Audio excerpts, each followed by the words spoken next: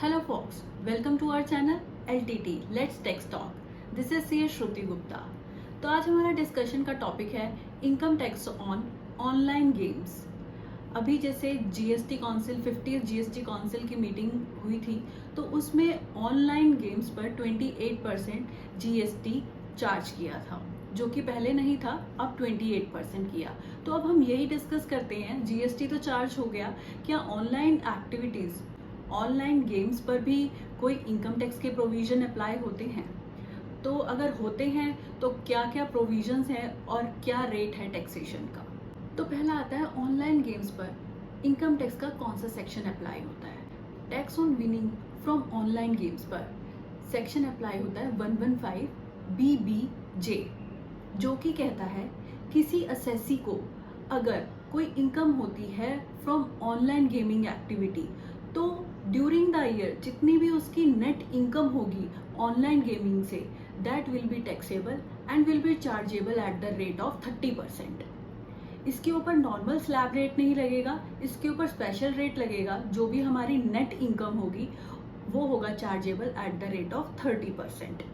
अब बात आती है ऑनलाइन गेम्स का क्या मीनिंग है. Online games are the games that are offered on the internet and accessible by the user through any computer resource including the telecommunication devices. कोई भी असेसी अगर इंटरनेट के थ्रू किसी कंप्यूटर रिसोर्सेज और telecommunication devices के through कोई games खेलता है, that is all included as the online games. अब इसमें हमने एक वर्ड यूज किया है एक्सेस बाय यूजर. अब ये यूजर कौन होगा, कौन यूजर माना जाएगा ऑनलाइन गेम के लिए.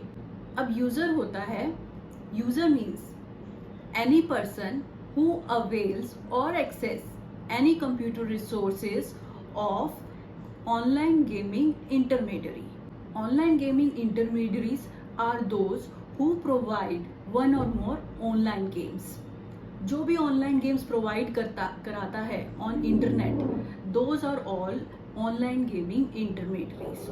अब बात आती है, ये तो था कि अगर कोई असेसी, कोई यूज़र को ऑनलाइन गेमिंग एक्टिविटी से कोई इनकम होती है तो उसको 30% चार्ज होता है इनकम टैक्स. अब बात आती है कि उसके ऊपर कोई टीडीएस के भी प्रोविजन से अप्लाई होते हैं, that are applicable under section 194BA.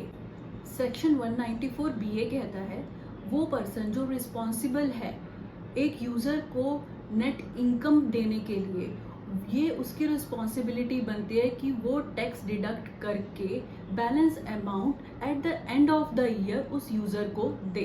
अब सेकेंड केस आता है, उस पर टैक्स कैसे डिडक्ट होगा जब कोई user at the year and की बजाय बीच में ही कभी अपने यूज़र अकाउंट में से अमाउंट विड्रॉ करता है. तो ये डिडक्टर की रिस्पॉन्सिबिलिटी बनती है जिस भी टाइम यूजर विड्रॉ करे तो उस विड्रॉल अमाउंट पर टैक्स डिडक्ट करके ही अमाउंट रेमिट किया जाए, और एट द ईयर एंड जो भी बैलेंस होगा उस बैलेंसिंग फिगर पे टीडीएस डिडक्ट करके रेमिट किया जाए. तो यहाँ पे ये बात ध्यान देने वाली है, जितनी भी आपकी इनकम हुई है डिडक्टर की रिस्पॉन्सिबिलिटी तो ईयर एंड पे ही टैक्स डिडक्ट करने की है. इसके बीच में अगर कोई यूजर बीच में कोई विड्रॉ कर लेता है तो हर विड्रॉल पे भी टीडीएस डिडक्ट होगा, और एट द ईयर एंड जो भी बैलेंस होगा उस पे टीडीएस डिडक्ट होके ही यूजर को रेमिटेंस मिलेगी. तो ये था ऑनलाइन गेमिंग एक्टिविटी का charging section, and I hope आपको ऑनलाइन गेमिंग इनकम से क्या टैक्स चार्ज होगा उस पर थोड़ी क्लैरिटी आई होगी, जो कि हाईएस्ट रेट है, दैट इज 30%. और अगर किसी को ऑनलाइन गेमिंग एक्टिविटी से कोई इनकम हो रही है तो वो इनकम फ्रॉम अदर सोर्सेज में at the rate of 30% charge करें इनकम को.